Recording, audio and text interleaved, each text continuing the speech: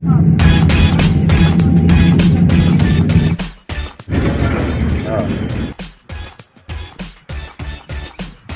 magandang araw sa inyo lahat mga kapatid. Welcome back naman po sa ating panibagong vlog. Nandito ulit tayo sa ating sasakyan ngayon. Ngayon ay Sunday. Wala tayong biyahe. Bukas pa ang biyahe natin. Lunes ng gabi. Nakalinya tayo. Kaya ang biyahe natin Lunes hanggang Biyernes lang. Sabado, Linggo wala tayong biyahe. So kumusta kayo lahat mga kapatid? Shout out sa mga subscriber ko. Sa mga viewers natin dyan. Para tulong sa mga nagbabalak, pupunta rito sa Europe, yung mga aspiring truck driver natin dyan, all over the world, lalo na sa mga nasa Pilipinas, yung mga dating kakilala ko na gustong pumunta dito. So nakikita nyo naman sa title natin, magkano ba ang sahod bilang isang trailer truck driver dito.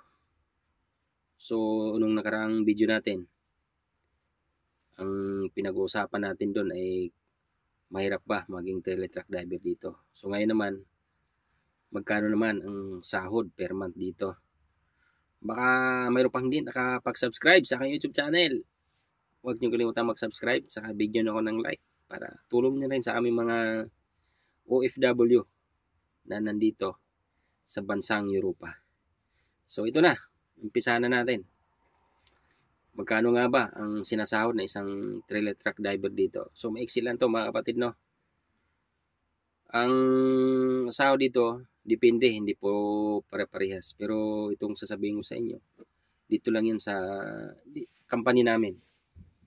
So, nag-i-start yan, yung kontrata namin dito, pinirmahan galing sa Pilipinas, nag-umpisa ng 1.5 euro per month. Pero nagbabago pa yan pagdating dito. Sa amin ngayon, medyo sumusubra pa diyan. Kaya kasi may mga sila, mga incentive pa. Overtime, night shift, differential, kaya tumataas pa. Pero hindi na natin talaga sabihin exactly. Pero may mga kumpanya rito na mas mataas pa diyan. Nag-i-start sila ng above 1,500 euro. Minsan nga mayroong maabot dito ng 3,500. Depende na rin sa tagal nyo na rin. Para sa akin, okay na rin to. At least hindi hamak naman yung kinikita natin dyan sa Pilipinas, sa ibang bansa. Ako, first time ko mag-abroad dito lang, pero para sa akin, okay na rin to. So, para doon sa nagtatanong kung magkano ba ang sahod dito, yan, sinabi ko na sa inyo. Kaya, tiyaga lang. Malaki na rin yan. Convert nyo, nasa 62 pesos yata per euro. Malaki-laki na rin yan. Kaya di mo kayang kitaan dyan sa Pilipinas yan, kahit pa hindi ka matutulog ng 24 oras.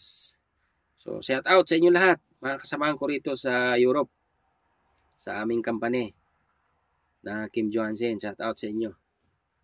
Maraming salamat. Ingat-ingat po tayo kung nasaan man tayo naroon. Ingat sa daan.